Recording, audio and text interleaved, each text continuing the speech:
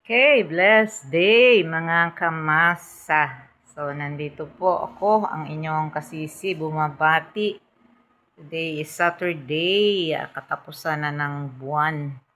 Ayan, at syempre po ay makikipagkumustahan ako sa lahat ng mga kasisi ko dyan, mga supporter, friends, and lahat po ng mga vloggers, malalaki, maliliit. So, ano po yung mga bagay na nagmo-motivate personally sa akin po as a vlogger, no, while sipping na yung aking herbal medicine tea today na nailagay ko na po sa content na nanguha ako ng talbos ng mangga. At yan, blinans ko na sa mainit na tubig. Ito nga po at malamig na, kaya isisip ko na. Kaya na, masarap po siya, manamis-namis. Na syempre yung hagod sa lalamunan ay masarap. And again, ano nga po ba yung motivation ng katulad kong senior citizen at the age of 69, ano ba yung motivation ko, bakit I keep on going? So, unang-una na nga po ay this is my daily exercise. At dun sa mga nakakaalam at dun sa hindi pa alam, member po ako ng Mediabetes. Ayan. So, hindi na po siya pre, kundi talagang diabetic na ako. Yung HB1C ko po ay nagre-range siya sa 5+.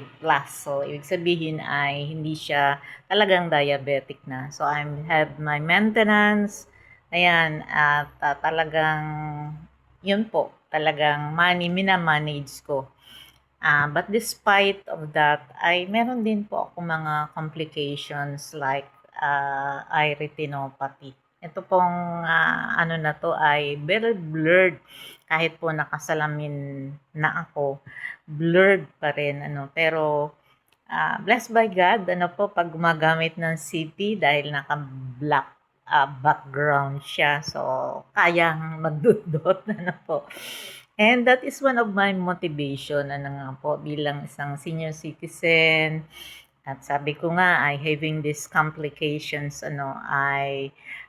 ayaw ko rin naman po na maging nasa isang tabi na lang, At gusto ko pa rin naman na yung aking mind ay ma-exercise.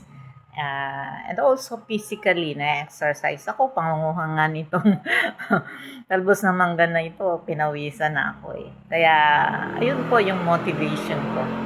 My personal reasons and motivation at the same time, yun, talagang malaking kaaliwan na sa akin day by day na tingnan yung mga comments, yung mga nakakatawang comments ng mga kasisi.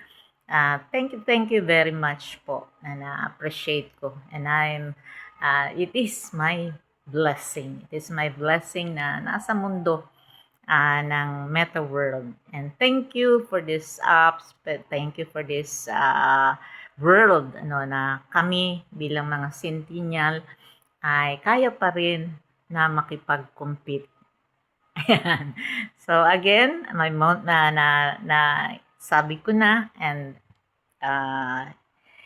sa mga susunod na videos, like this, ay marami pa po akong mga pwedeng ikwento on the motivation of being a vlogger as a senior citizen. Okay? Bye-bye for now. This is your Kamasa.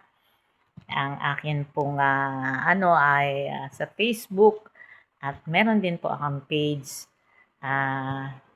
Kindly like and share.